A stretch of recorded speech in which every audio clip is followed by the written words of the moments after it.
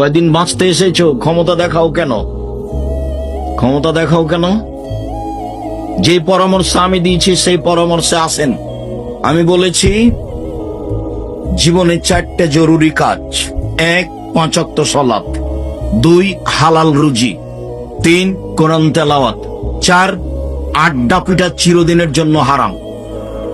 আড্ডা পিটা 2 ধরনের, একটা হলো মোবাইলে ঘন্টার ঘন্টা ল্যাংটা মেয়ে দেখা, এটা হলো এক আড্ডা পিটা। আর এক আড্ডা পিটা হলো দোকানে বসে চলছে আর বদনাম ওর বদনাম, আর ইয়াতে টিভিতে ল্যাংটা মেয়ে নাচছে আর সব বসে আছে মুরব্বীরা এসার সালাত আদায় করে। এরা মুরব্বী ছি থু। ওকে জিজ্ঞাসা করেন যে আপনি ভালো মানুষ। আমি আব্দুর রাজ্জাক বিন ইউসুফ, আল্লাহ মাফ করো, আমার জীবনে কোনোদিন চায়ের স্টলে বসিনি, জীবনে কোনোদিন। 16 বছর আমার ছাত্র জীবন, 37 বছর চলছে শিক্ষক জীবন। সালাত এমন একটা ইবাদত যা মানুষের সাথে আপোষ করে না। ওযু করে সালাত আদায় করতে হয়, পানি নেই। তায়াম্মুম করে সালাত আদায় করতে হবে, মাটি নেই।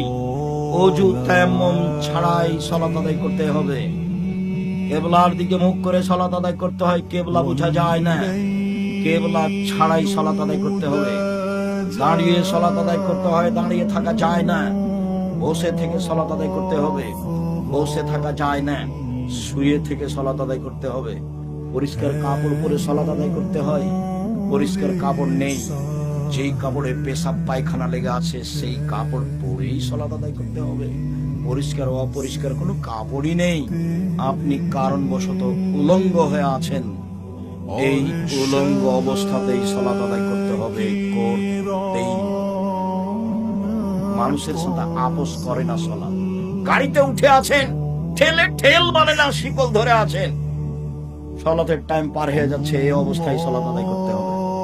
পৃথিবীর এক ব্যতিক্রম ভিন্ন ধরনের বিরল ইবাদত সালাত। সম্মানিত দিনী ভাই বোন, এই কারণে ইমাম আহমদ ইবনে হাম্বল রাহিমাহুল্লাহ বলেছেন, অলসতা করে কেউ যদি সালাত ছেড়ে দেয় তাহলে তাকে জবে করতে হবে, হত্যা করতে হবে। ইমাম আবু হানিফা রাহিমাহুল্লাহ বলেছেন, কেউ যদি অলসতা করে সালাত ছেড়ে দেয় তাহলে তাকে জেলখানায় বন্দি করে পিটিয়ে সালাত আদায় করাতে হবে।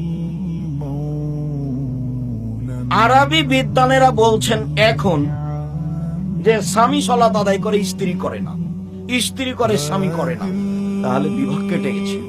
চেয়ারম্যান লাগে না, মেম্বার লাগে না, খাতা কলম লাগে না, কাজী লাগে না, এমনিতেই গেছে।